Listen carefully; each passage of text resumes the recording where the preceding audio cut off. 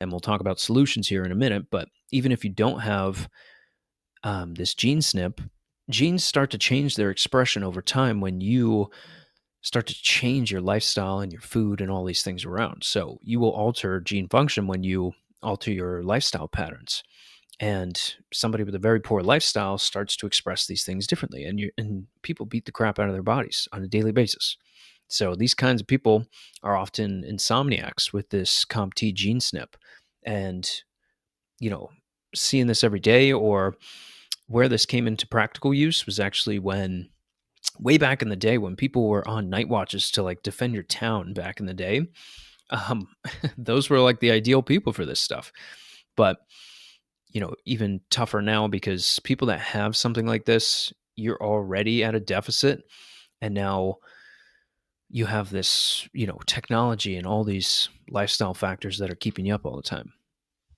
So now when we start to picture how to approach people that have these types of issues, we have to say, okay, is this more of the acute scenario? Is this somebody that can't get rid of the adrenaline, the norepinephrine, the epinephrine, or is this somebody that has a ton of cortisol being produced? Because depending on which of those people you are, the solutions are going to vary. So obviously, you hear me talk about testing all the time, but for just an easy way to approach this, for the different types of people we saw there, we got California poppy versus kava. So think of this as, and this is more broad terms here, this is not like a one cure all, but cortisol versus epinephrine, or that chronic versus acute stressors. And again, this is not a cure all, but in terms of how you can support somebody and lean your support toward their physiology and assist their body with the adaptations that occur to these certain stressors, this is why our care makes so much sense. Because I'm sitting here saying, hey, you're the one that's constantly being hit with all the different kinds of stressors all day long. And we should tailor that support and the recommendations to the individual.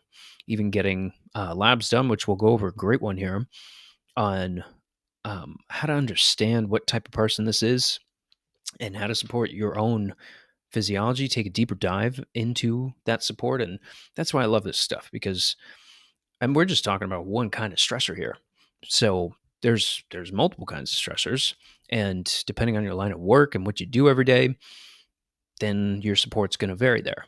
But California poppy and kava are such key herbs to be doing, especially if you don't have labs to begin with, because you're just going to have like a basic thing that you could be doing to support stress, which every person on the planet has. So, but we cannot forget about this fancy little fella. So let's not forget about melatonin, because if you're constantly throwing off the sleep timing or the sleep cycle, and staying up on the weekends, or if you're on your phone before bed, which is literally every single human being right now, then yes, it's okay to support that deficiency that will come from that blue light because of your body trying to adapt from the stress that you put on it. So, okay, cool. That autofocus back to me.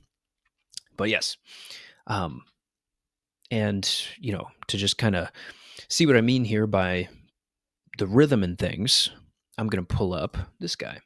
So, this being your circadian rhythm. And guys, please, please, please keep your sleep times the same. Do not stay up later over the weekend, every single weekend.